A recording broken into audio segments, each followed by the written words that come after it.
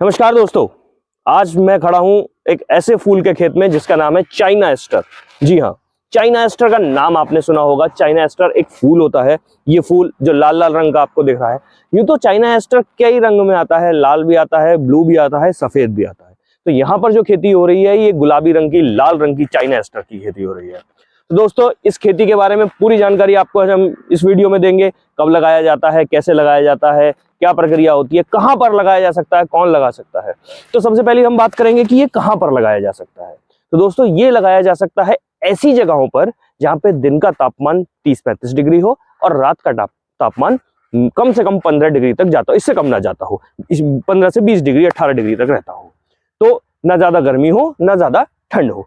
ऐसी जगहों पर ज्यादातर ह्यूमिडिटी 60 से 70%, 50% के आसपास रहती है। तो यहाँ पर ह्यूमिडिटी का भी एक मेजर खेल है, तो यानी नमी वातावरण में होनी चाहिए। तो ऐसी जगह जहाँ पे इस तरह का तापमान रहता हो वहां पे इसकी खेती करी जा सकती है। अब हम देखते हैं भूमि का चुनाव कैसा करना चाहिए।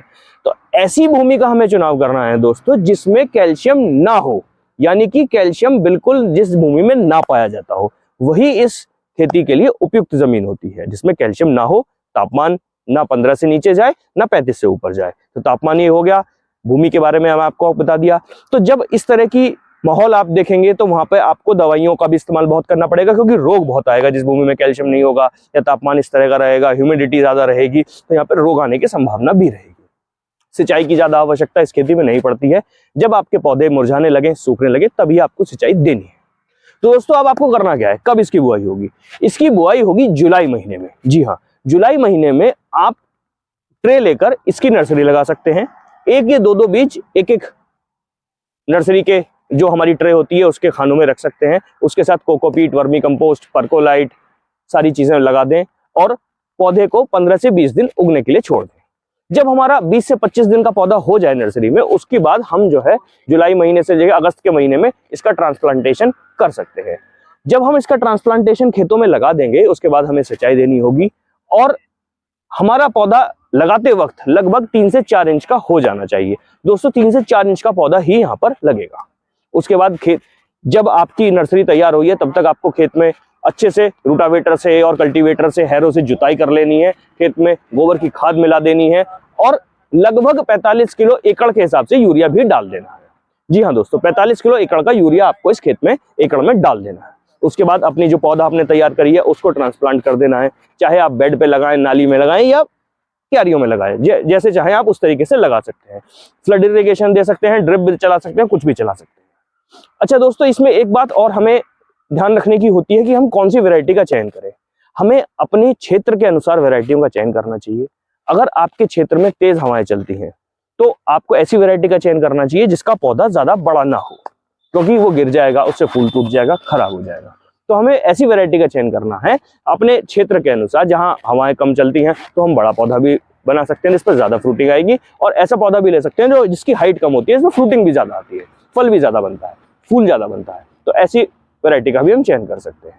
तो अब आप जैसे ही देखेंगे कि अगस्त से महीना खत्म हुआ, सितंबर का महीना आया, तो इसमें फूल आना शुरू हो जाता है। इन पौधों पे फूल आता है, बहुत खूबसूरत फूल होता है, बाजार में बिकने लगता है। वहीं अक्टूबर से हमारे त्योहारों का सीजन भी शुरू हो जाता है।